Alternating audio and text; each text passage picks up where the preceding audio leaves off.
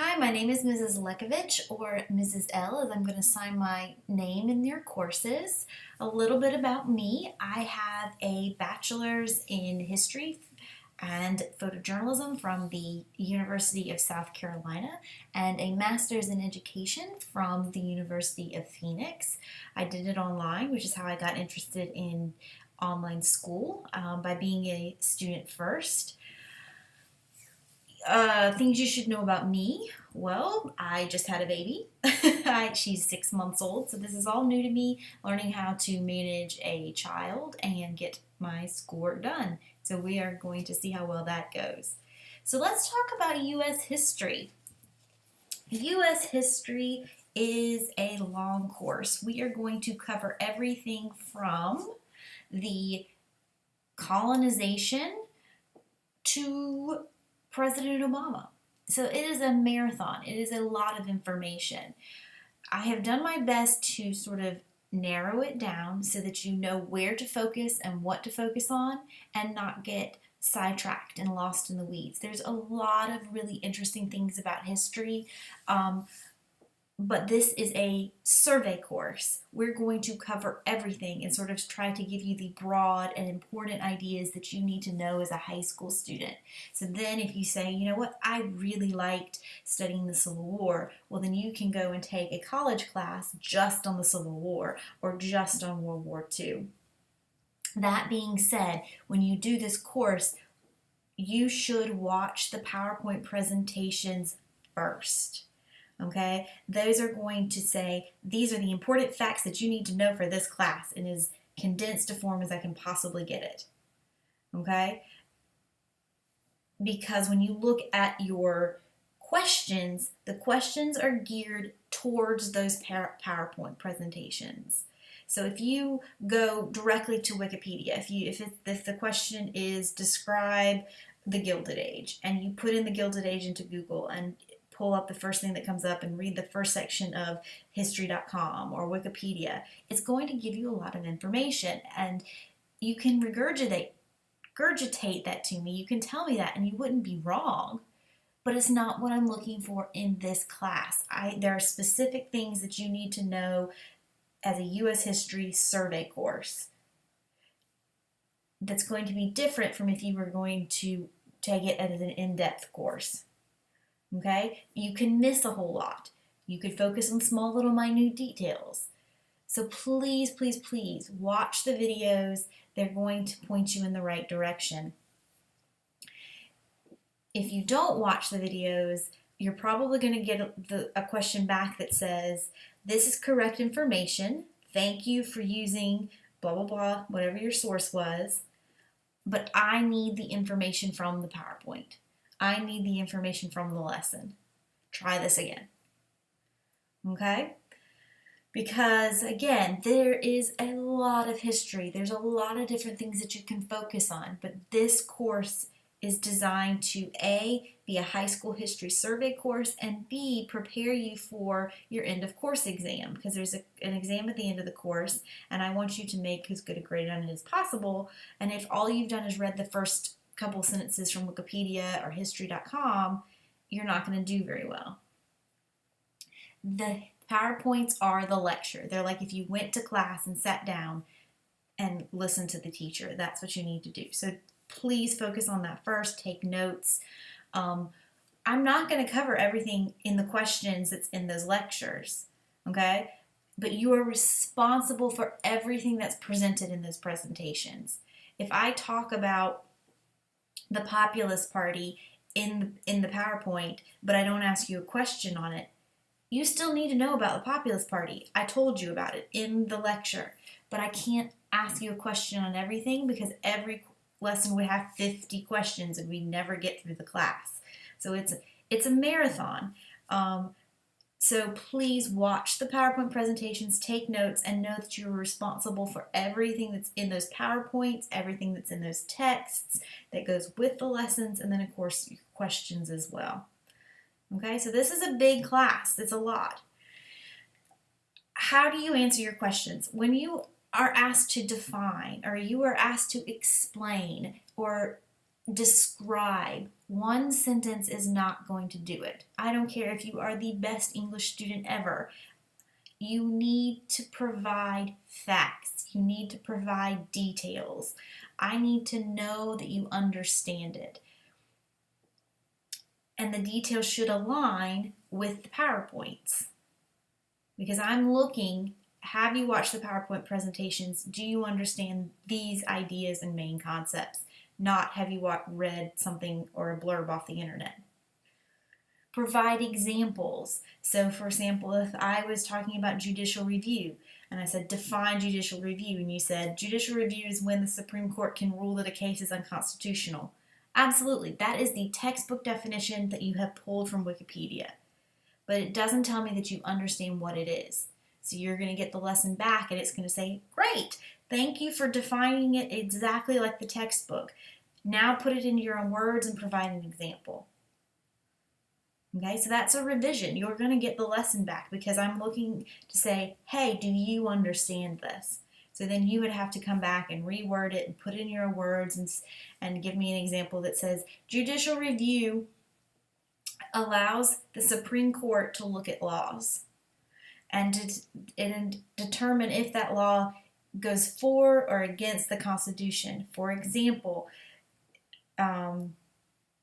Brown versus Board of Education is an example of judicial review when the Supreme Court looked at integration and said that schools had to be integrated and separate but equal was not constitutional. That's an example of judicial review. Of course, you'd write it out and it'd be much prettier. But you get the idea. You can't say all of that in one sentence. More is better. If the question says 250 words, that's a minimum.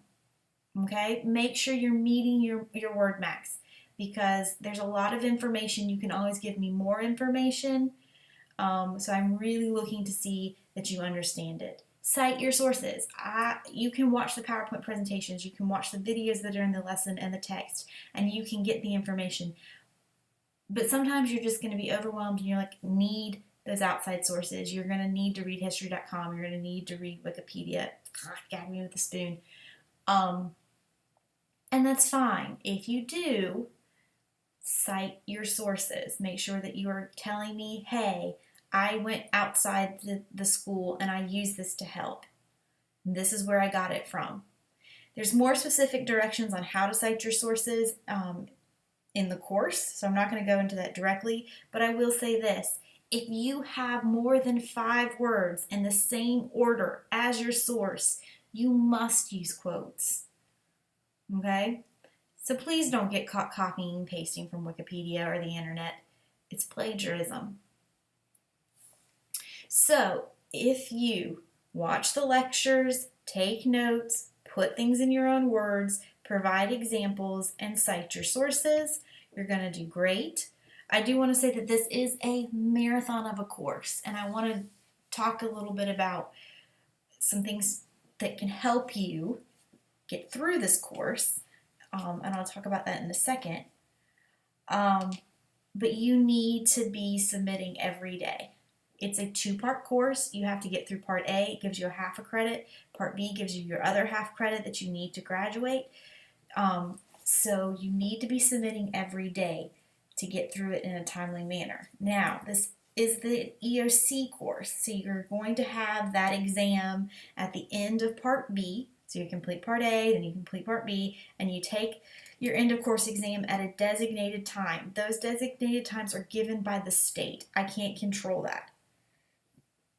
Okay, so what that means is, let's say you finish the course randomly in June. All right, because you worked through the summer and now you're done. The next time that exam is given is not going to be given until January. That is a long time to wait to take that exam. So, that being said, I would say look at where you are now, what time of year it is, whatever month it is, and plan out when you want to finish the course so that you can finish the course and then take the exam pretty close together. Okay, so the end of course exams are given twice a year. They're given in the fall, around January, and then they're given again in spring, the end of the school year in May. Okay, there's about 30 lessons in each course. So there's 30 lessons in A and there's 30 lessons in B. So plan it out.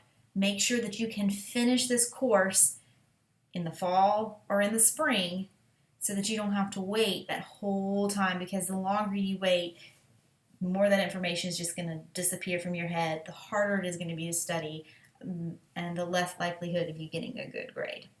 Okay, so this class does take some planning in that regard. And that brings me into my other skill that I want to talk about, and that's grit. Grit is sort of one of these weird words that, like, it's very hard to define. Like, I looked it up, and everybody has their own definition of what they think grit means. The best definition that I could find for grit is firmness of character, indomitable spirit, perseverance, passion. This course is going to get you to a point where you're going to not want to do it anymore. You're going to be like, I've been doing this for a long time. I really don't like this particular portion of history. There's nobody setting your alarm for you and forcing you to go to the history class, right? It's really hard working from home. I think it's harder to learn from home or do school from home because there's no one pushing you out that door. You have to set your alarm, you have to get up, and you have to do it. And that's where grit comes in. You want to graduate, right? You want that diploma. That's your goal. And you have to take this class and do this class to do that.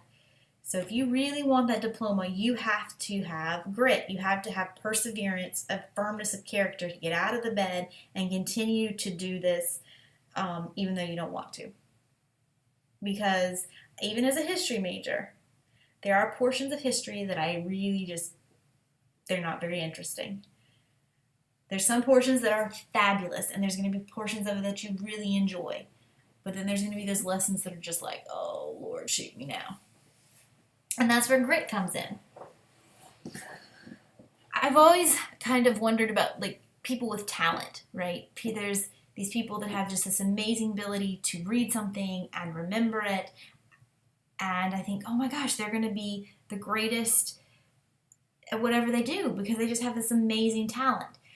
But they don't have grit. They don't get up. They don't do the things that need to be done. So, talent aside, like, maybe you don't have the best aptitude for history. Maybe you're not the best history student.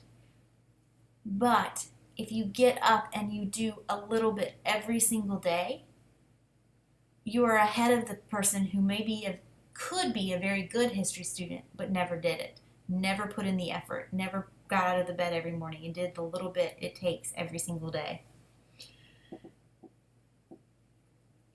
So I encourage you to find grit today. Keep the goal in mind that you want to finish the course by a certain due date, and find that firmness of character that you are going to put forth the effort every single day and finish the class.